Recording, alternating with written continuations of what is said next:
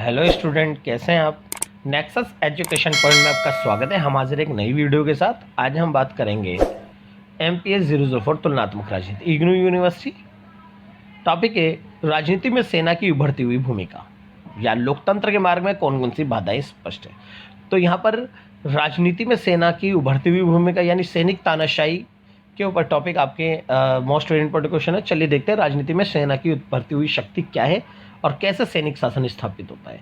तो राजनीति में सेना का प्राचीन काल से महत्व रहा है। सभी शासन सैनिक बल पर स्थापित होते थे। ये बात फैक्ट है कि प्राचीन काल की अगर मैं बात करूं, राजतंत्रीय शासन प्रणाली में जहां पर भी शासक अपने राज्य को स्थापित करता था उसमें सेना की ही महत्वपूर्ण भूमिका होती थी और राजा सेना से अच्छे संबंध स्थापित करता था, क्योंकि उसे पता था कि सेना के अभाव में वो अपने साम्राज्य का विस्तार या दूसरे राज्य पर अपना अधिकार नहीं जमा सकता।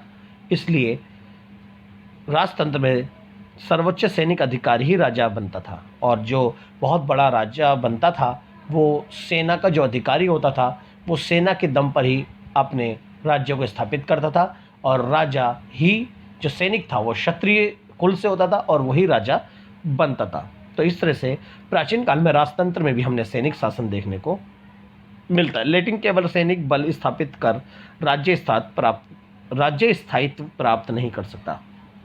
जन कल्याण द्वारा जनता की सहानुभूति प्राप्त करना राजा के प्रति आवश्यक होता था।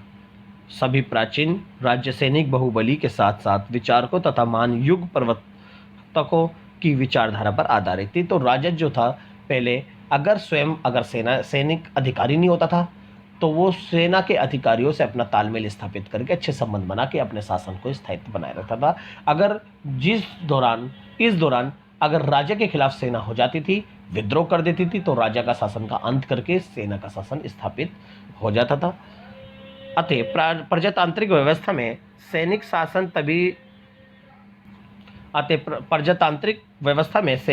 तभी स्थापित हो सकता है जब राजनीतिक नेताओं में प्रजातांत्रिक मूल्यों की कमी हो, सरकार की अस्थिरता, शांति व्यवस्था कमजोर हो जाती है। इसके अतिरिक्त प्रजातंत्र में नागरिक समाज और सेना के मध्य संबंध कुछ आधारों पर तय होते हैं।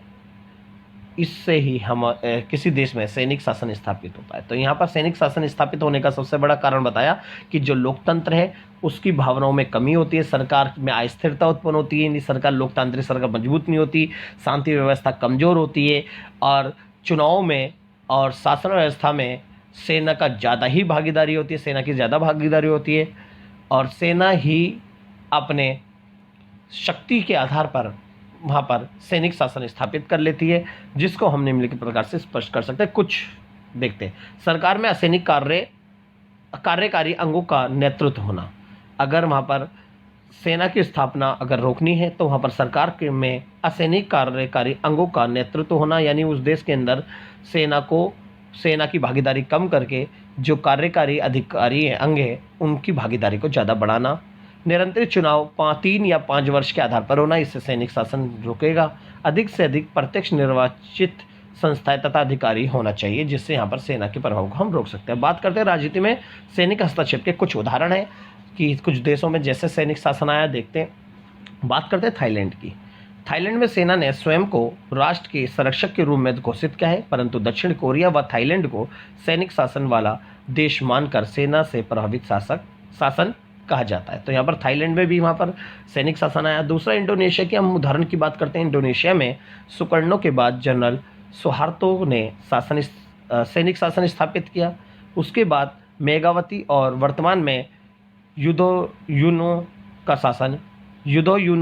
शासन स्थापित हुआ। यद्यपि सेना का शासन का प्रभाव देखने को हमें इंडोनेशिया में भी देखने को मिला। और तीसरा सबसे बड़ा उदाहरण है पाकिस्तान में जनरल अयूब खान ने सैनिक शासन स्थापित किया तथा उसके बाद याया खान का सैनिक शासन स्थापित हुआ। उनके अत्याचारों के कारण बांग्लादेश बना और भुट्टो के शासन की स्थापना हुई, परंतु भुट्टो को कैद व फांसी दिलाकर जियाउल हक ने सैनिक शासन स्थापित किया। बाद में जनरल परवेज मुशर्रफ ने सैनिक शासन स्थापित किया। इस तरह से पाकिस्तान में सैनिक शासन के बाद आता रहा और यहाँ पर लोकतंत्र को बिल्कुल सफलता नहीं मिली। अब बात करते हैं पाकिस्तान के संदर्भ में सैनिक शासन के कारण क्या थे कि पाकिस्तान के संदर्भ में बात करते हैं राजनीतिक शिक्षा का अभाव। तो राजनीतिक शिक्षा के अभाव के कारण भी सैनिक शासन स्थापित होता है। राजनीतिक शिक्षा के अभाव में लोकतंत्र का संचालन संभव नहीं है। पाकिस्तान में स्वतंत्रता प्राप्ति के पश्चात लोकतंत्र की स्थापना हुई, परंतु लोकतांत्रिक व्यवस्था से लोग पूर्ण रूप से परिचित नहीं थे, यानी लोकतंत्र के बारे में बिल्कुल भी नहीं जानते थे, ना ही उन्हें राजनीतिक शिक्षा थी कि लोकतंत्र क्या है, क्यों है, हमारे हित के लिए क्या काम देगा।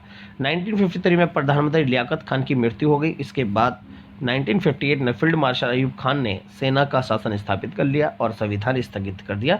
इस तरह से राजनीतिक शिक्षा के अभाव में पाकिस्तान में लोकतंत्र की स्थापना हो गई। फिर है निजी स्वार्थ की राजनीति। पाकिस्तान में राजनीति में षड्यंत्र बहुत अधिक है, क्योंकि शासन के सभी अंग सत्ता पर नियंत्रण करना चाहते हैं। उदाहरण के लिए सर्वप्रथम फील्ड मार्शल अयूब खान ने 1958 में सत्ता को अपने हाथ में ले लिया, परंतु 1969 में जनरल याया खान ने अयूब खान को पद से हटा दिया। इस प्रकार सत्ता प्रभावित हुई, परंतु लोकतंत्र स्थापित नहीं हुआ। तो निजी स्वार्थ की राजनीति भी पाकिस्तान में सैनिक शासन को स्थापित करने में अपना योगदान देती है। नेक्स्ट है लोकतंत्र को सेना का सहयोग। जी, पाकिस्तान में सेना लोकतांत्रिक सरकार को अधिक महत्व नहीं देती, यानी पाकिस्तान के अंदर सेना लोकतंत्र को पसंद नहीं करती है और शासन पर स्वयं नियंत्रण रखती है। उदाहरण के लिए 1977 में जुल्फिकार अली भुट्टो को आपदस्थ कर दिया और मुकदमा चलाकर फांसी दे दी, और फिर जनरल जियाउल हक को तानाशाही शासक बना दिया। तो ये लोकतंत्र को सेना का सहयोग है, और सेना वहाँ की लोकतंत्र को पसंद नहीं करती, और वहाँ की राजनीति में सेना की भागीदारी अधिक है। अब है राजनीतिक भ्रष्टाचार। पाकिस्तान में राजनीतिक भ्रष्टाचार एक प्रमुख समस्या है, जिससे परेशान होकर लोग सेना तानाशाही को स्वीकार कर लेते हैं। जैसे पूर्वी पाकिस्तान में शेख मुजीबुर रहमान को बहुमत प्राप्त हुआ, परंतु याह्या खान ने इसे प्रधानमंत्री बनने नहीं दिया। मुजीबुर रहमान को गिरफ्तार करके जेल में डाल दिया और दमन की नीति को अपनाया। इस तरह से राजनीतिक भ्रष्टाचार की वजह से पाकिस्तान में सैनिक हस्तक्षेप का जो भागीदारी है वो बहुत ज़्यादा है। इस तरह से पाकिस्तान में सैनिक शासन स्थापित हुआ। तो ये राजनीति में सेना की भागीदारी थी, यानी सैनिक शासन की स्थापना थी। मोस्ट वेरी इंपॉर्टेंट क्वेश्चन है। आई होप आपको ये क्वेश्चन समझ में आ गया होगा, तो ये सब बहुत अच्छे से कर लीजिएगा। अगर आपको हमारी वीडियो पसंद आई हो तो हमारे चैनल को सब्सक्राइब करें, लाइक कमेंट शेयर करना ना भूलें।